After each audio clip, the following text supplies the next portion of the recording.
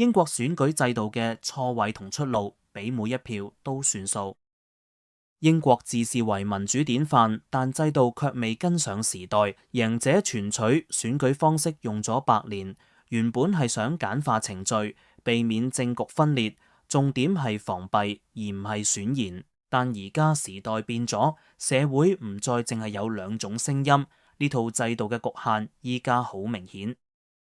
贏者全取嘅規則好簡單，每區只選一個人，得票最多嗰個勝出。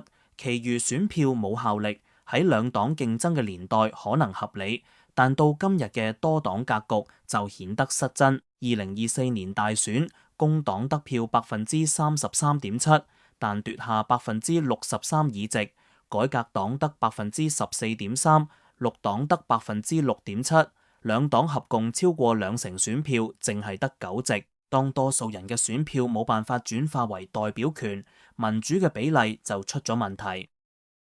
呢個唔係偶然，而係長年結構性偏差。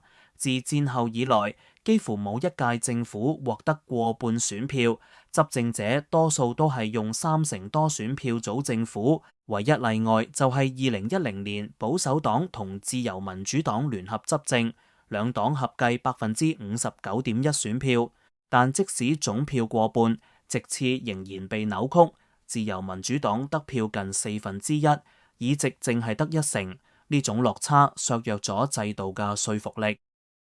支持者可能會話，贏者全取可以保穩定，免得政壇碎裂。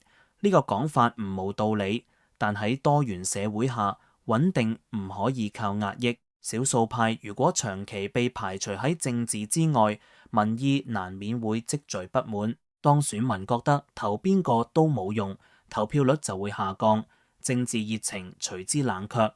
長遠嚟講，呢個比政局動盪更值得擔心。事實上，英國內部已經有唔同選制並行嘅經驗。蘇格蘭同威爾斯嘅議會採用附加議席制。北愛爾蘭用單一可轉移投票制，地方層面都一樣。威爾斯仲會喺2026年全面改為比例代表制。呢啲例子證明，制度改革唔係遙不可及，而係已經有現成路徑可以跟。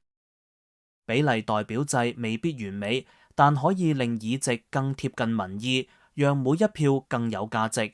佢要求政黨協商，仲培養共治文化。如果英格蘭地方政府同下議院可以逐步採納，英國嘅民主將會更加完整、更加包容。制度唔應該淨係傳統，而應該回應現實。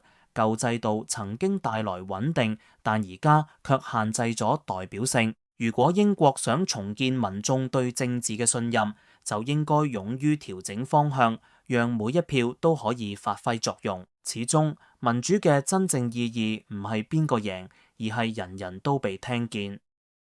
如果你中意呢條影片，請按贊同訂閱胡思道明頻道。下次見。